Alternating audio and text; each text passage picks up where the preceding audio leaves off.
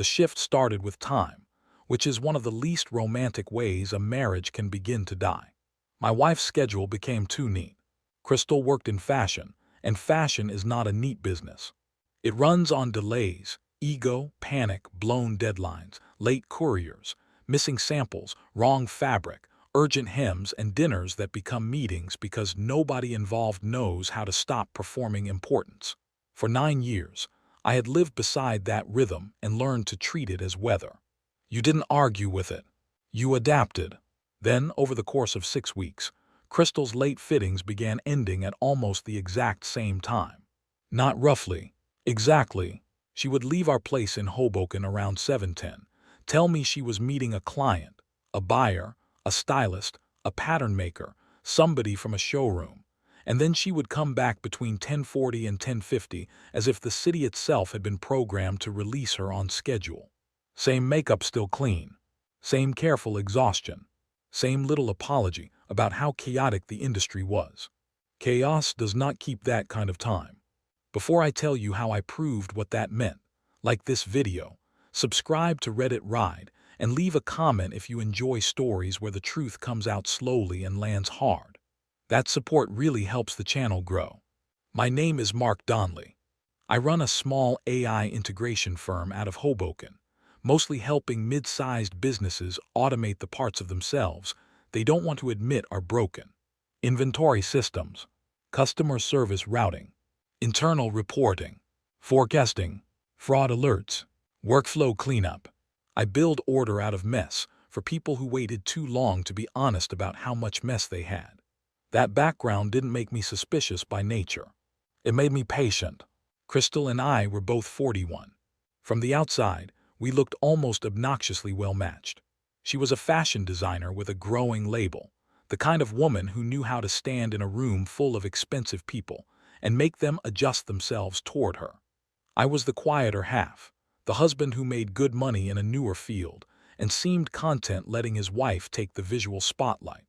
We had the kind of marriage other couples talk about at dinner when they are trying to reassure themselves.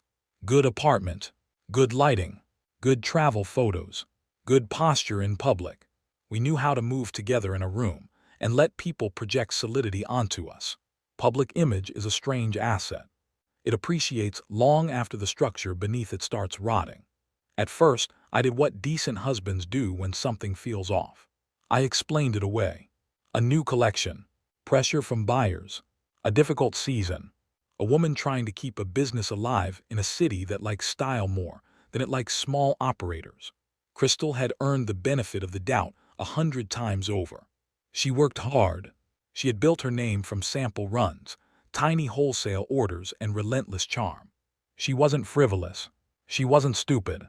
She wasn't the kind of wife men describe on podcasts when they want to sound betrayed and superior. That made the pattern harder to name. I kept noticing little things anyway. She started showering as soon as she got home from those late fittings, which she had never done before because fabric dust and city air had never bothered her enough to make it an emergency. She began protecting the left pocket of her tote bag like it mattered more than the rest of the bag. She would put her phone down face up when she wanted to seem relaxed and face down when she actually was. Her mood improved at the same rate her schedule became less believable. That detail bothered me more than anything. Guilty people don't always grow colder. Sometimes they become lighter because part of them is being fed elsewhere. The first hard clue didn't come from her phone. It came from our garage. We had a narrow 2-car setup at the rear of our building, the kind of Hoboken arrangement that feels too expensive to be practical and too practical to be elegant. I keep most of our home systems in a dashboard app because I like knowing what's connected, when, and why. It isn't paranoia. It's maintenance. One Tuesday night, around 11:02, just after Crystal came home from another fitting, I got a quiet device alert while I was brushing my teeth. Unknown Android device join network. That by itself wouldn't have meant much if it had happened once. Couriers, neighbors, delivery drivers, even guests sometimes catch a signal for a minute if they've been in the garage before. What caught my eye was the device label. It wasn't a person's name.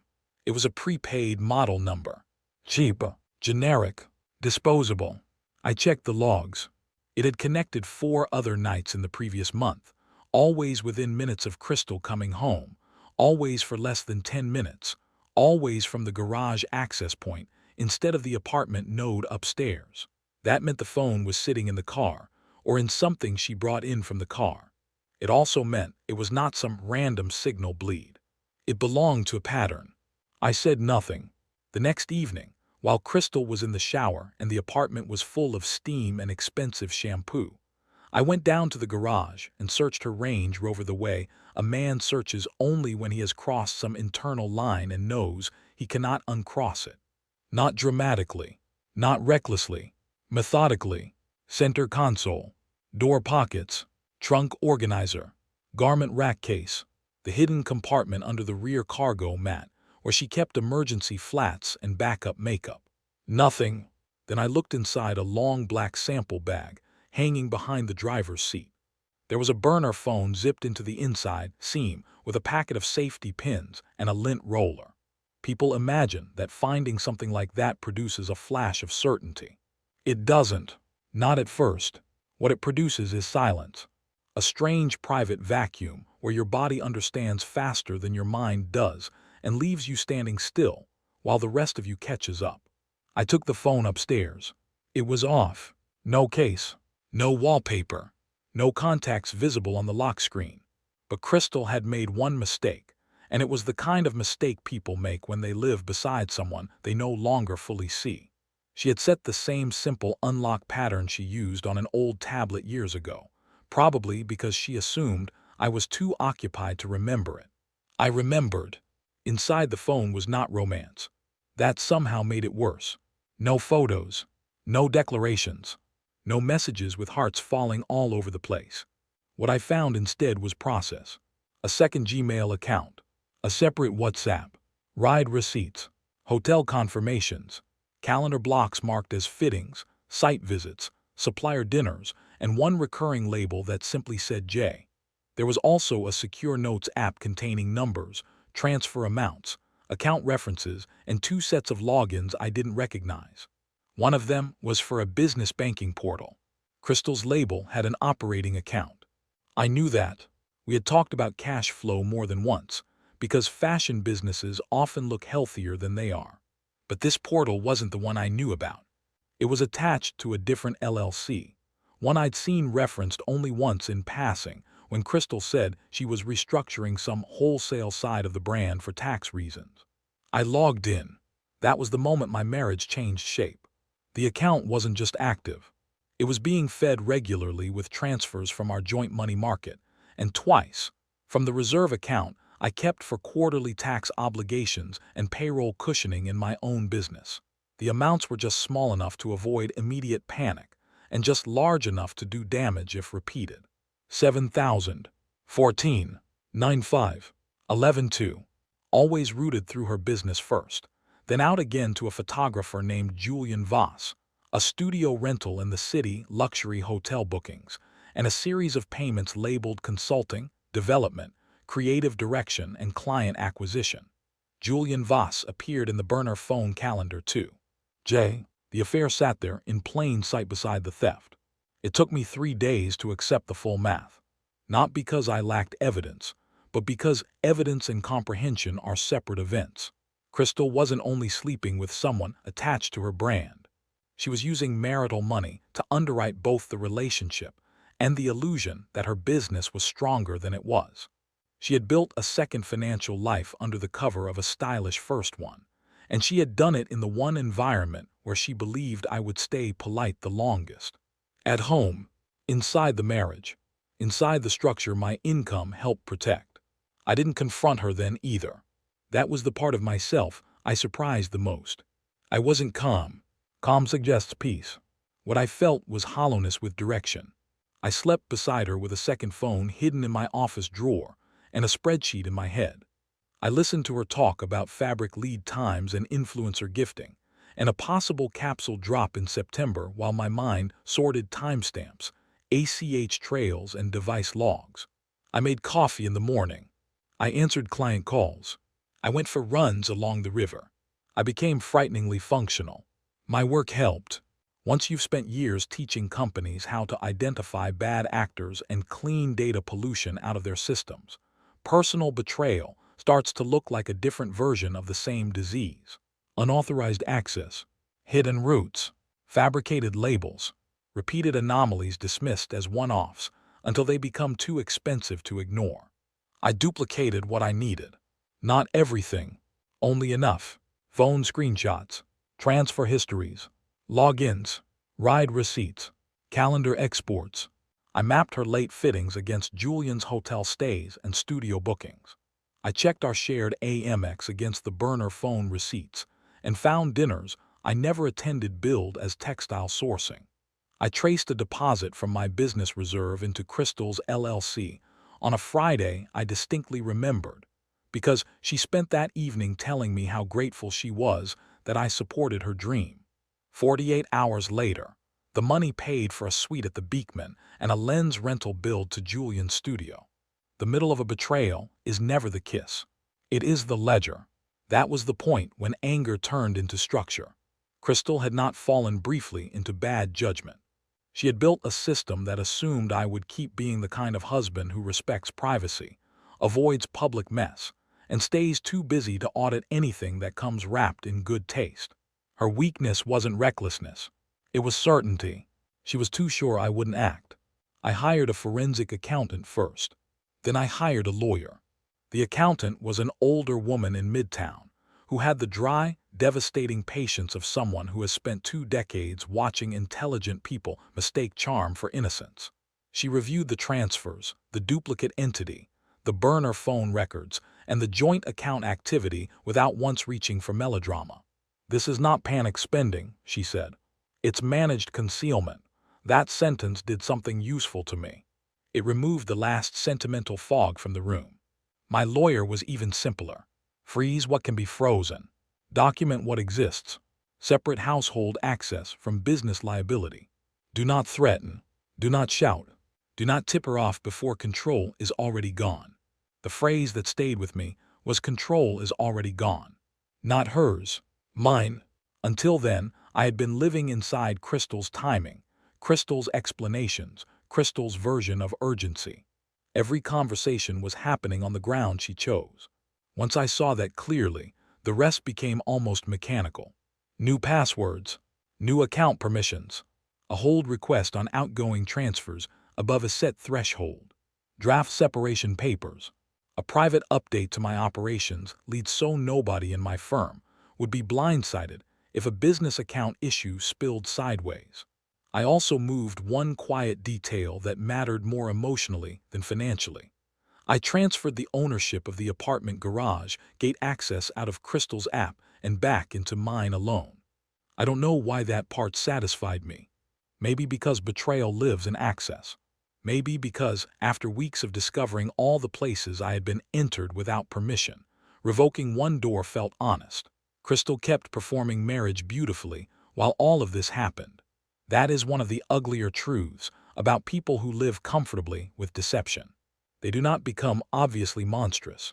They become selectively tender. She brought me espresso at my desk on a Thursday afternoon and kissed the top of my head while I was reviewing the forensic accountant's preliminary summary. She asked if I wanted to come to a dinner the following week, where a few editors and buyers were going to see her new line privately before she announced it. She told me I looked tired. She asked whether we should sneak away to the shore at the end of summer because we hadn't had enough us time. The house became a theater. The harder she worked at warmth, the more emotionally dead I felt. Not vindictive, not dramatic, dead in the precise area where trust used to live. The confrontation chose its own night. Crystal had planned a private preview dinner at our place for a capsule collection she was sure would move her label into a better bracket. Not huge, just enough people to matter. 2 small investors, 1 editor, a boutique owner from Tribeca, her mother, a stylist, 1 well-connected photographer. Julian wasn't supposed to be there, which told me everything I needed to know about how the relationship functioned in her mind. Secret in one room, leveraged in another. He was good enough to sleep with and expensive enough to subsidize, but not respectable enough to stand beside the brand in public. She spent the entire day in the city finalizing looks. I spent the day finalizing consequences. By 5:30, the apartment was lit like a magazine feature. Flowers, rented stemware, candles in controlled clusters, garment racks positioned to look spontaneous, caterers moving quietly, music low, the kind of evening Crystal loved, because it let her combine ambition, beauty, and performance into one coherent self. Outside, the late light was hitting the brick across our little rear drive, and the first car services had started filtering in. I waited in the garage, not because I wanted the drama of an ambush, because the setting was honest. That is where the burner phone had first told the truth. That is where the unknown device kept surfacing. That is where access lived. So that is where I chose to end the fantasy. I had a banker's box on the workbench beside me. Inside it were copies of the transfer records, the accountant's summary, the burner phone, the draft separation papers, and a slim overnight bag containing exactly what Crystal would need for 3 nights away from the apartment. Nothing cruel. No theatrics. Toothbrush, charger, black dress, jeans, makeup bag, medication. Enough dignity to make the rest feel colder. When Crystal's SUV rolled in, she was talking on speaker to someone about hem lengths. She killed the call when she saw me standing there. For one brief second, she only looked confused. Then she saw the box. "Why are you down here?" she asked.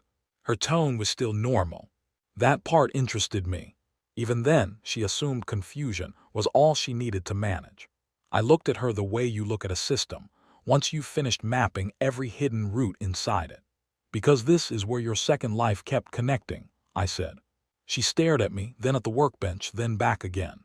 "Mark, what are you talking about?" Behind us, I could hear voices from the first arriving guests. Laughter, a car door, heels on concrete. The party was beginning on schedule. For once, so was the truth. I picked up the burner phone and set it on top of the box between us. Crystal didn't touch it. That was the first real break in her face. Not fear yet. Recognition. The kind that happens when someone understands instantly that the story they prepared cannot survive the evidence they did not expect. "Where did you get that?" she asked. Longer than 5 words, I thought distantly. Funny what your mind does when pain goes clean. "Out of your sample bag," I said. "Along with the rest of it. Mark, let's go upstairs and talk privately." I shook my head. No, that single syllable changed more than the sentence itself. She heard it. Maybe because I had said yes to so many softer evasions before. Maybe because for the first time in our marriage, I wasn't negotiating on tone. She stepped closer and lowered her voice. "You are not doing this tonight." I looked past her toward the open garage mouth, where her mother and one of the investors had just started down the side path toward the service entrance with a driver carrying garment bags behind them. They could see us but not hear us yet. "You should have told your investors the affair was on the expense account," I said. Crystal went white. That was the moment it became public, even before anyone else understood the words. People know a real collapse when they see one from across a room. Her mother slowed. The investor stopped walking. The driver looked down politely at the floor, which was almost elegant in its own way. "Stop," Crystal said. "Please stop." I lifted the accountant's summary out of the box and held it where she could see the highlighted transfers, the duplicate LLC, Julian's payments, the hotel charges, the sequence of money leaving our accounts under the cover of her business. "I know about Julian," I said. "I know about the burner phone. I know about the second account. I know you moved my business reserve into your label and then paid for hotel rooms and studio rent with it. I know enough that there is nothing you can explain tonight that improves you." Her mother reached us then, carrying the look of a woman who still believed she could rescue a room by understanding it fast enough. "Mark," she said carefully, "what is going on?" I handed the summary to the investor instead. That was deliberate. Not because I wanted spectacle, but because Crystal had spent months using public image to shield private rot. The cleanest correction was to let the people she depended on see the damage in the language they actually respected. Numbers, dates, signatures, transfers. The investor scanned one page, then another, then looked at Crystal with a kind of chilled disgust that had no emotion in it at all. Just recalculation. Her mother said her name once. Only once. Crystal tried denial first. This is not what it looks like, then outrage. You went through my private things, then minimization. Julian is a consultant. Then the softer turn, the one I think she trusted most because it had probably worked on me for years. I was trying to keep the business alive. There it was. Not innocence. Justification. That was the line between us now. You used our money to keep a lie alive, I said. The business was only the costume. More footsteps sounded from above. Voices dipped. The small crowd gathering at the threshold had the terrible good manners of affluent people walking into a disaster they desperately wanted not to understand. No one interrupted. No one rushed in. They just watched their evening change shape. Crystal took one more step toward me. Mark, I can explain. You've been explaining for months, I said. That's the problem. I handed her the overnight bag. She looked at it like it belonged to somebody else. The garage code has changed, I said. Your transfer authority is frozen. Your mother can take you to a hotel tonight, or your driver can. The separation paperwork is in the box. Your personal things will be packed tomorrow. Tomorrow, she said. That was the word that broke her. Not affair. Not money. Tomorrow. Because tomorrow meant I had not come here to react. I had come here finished. The investor quietly handed the summary back to me and said, Crystal, this evening is over. He didn't say it loudly. He didn't need to. The whole house heard him anyway. For the first time in 9 years, my wife looked at me without any belief left that she could control what happened next. That was the consequence. Not humiliation. Not revenge. Control leaving her face in real time. Her mother took the overnight bag from my hand because Crystal still hadn't. One of the caterers, sensing the dignity of retreat, quietly began directing staff back inside to shut things down without announcement. A car service idled in the alley. The editor disappeared with the instincts of someone who knew a good story and wanted no legal connection to it. Crystal looked at the box again, then at me, then at the open apartment door above us, where her perfect evening had just stopped existing. You planned all this, she said.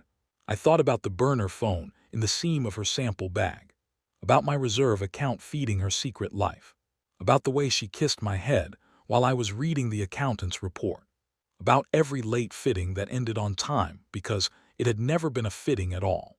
No, I said. You did, she cried then. Not prettily, not strategically, just the raw, shocked crying of a person who has finally run out of sequence and discovered that consequence does not care how composed she usually looks. I didn't comfort her. That sounds colder than it felt. It didn't feel cold. It felt accurate. After she left, the apartment was almost unnaturally quiet. The flowers remained. The candles remained. The dresses on the rack remained. Everything looked like a life still in progress, except the life itself. I walked through every room once, turned off what needed turning off, and stood for a long time by the windows facing the dark street. If you've stayed with me this far, like the video, subscribe to Reddit Ride and leave a comment. That support helps the channel grow and helps stories like this reach the people who need them.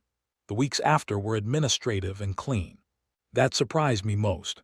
Not easy. Clean.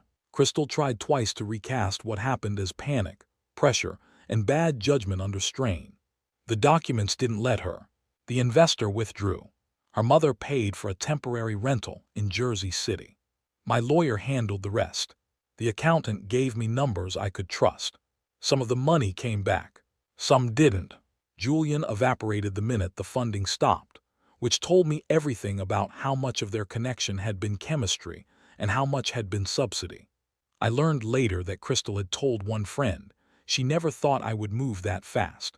That was honest, at least. She had mistaken steadiness for passivity, intelligence for distraction, and privacy for safety.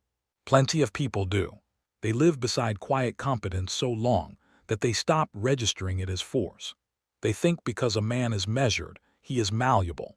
Because he is polite, he is blind. Because he does not perform jealousy, he will never enforce a boundary. By winter, the apartment felt different in a way that had nothing to do with furniture. The public version of us was gone, and with it went the pressure to keep translating discomfort into sophistication. No more elegant lies. No more expensive evenings arranged around a secret I was expected to subsidize. No more pretending her ambition excused her theft or her beauty softened the math. The freedom was not dramatic. It was better than dramatic. It was emotionally clean. I kept the business. I kept the apartment. I kept my routines. I stopped explaining my life in the language Crystal preferred. Friends who wanted gossip got almost nothing. Friends who wanted facts got only what was necessary. The people who mattered adjusted. The people who needed theater drifted elsewhere. Sometimes, late at night, I still think about that first clue, those perfect return times after the late fittings, and how something inside me recognized the lie before I had any right to prove it. Patterns are merciless that way. They keep presenting themselves until somebody finally decides to stop calling them coincidence. I didn't miss Crystal the way I thought I would. I missed the structure around believing her. That was harder to grieve because it looked so much like love from a distance. The last time we spoke in person, she asked whether there had been any point at which I would have forgiven her if the money had not been part of it. I told her the money only made the truth easier to map. The betrayal had already happened. She looked away before I finished, which was probably the most honest reaction she gave me in the end. Now, when I think about that night in the garage, I don't remember her crying first. I remember her realizing. And I remember how quiet the house felt after the lie moved out. I didn't end her future. I only stopped paying for it.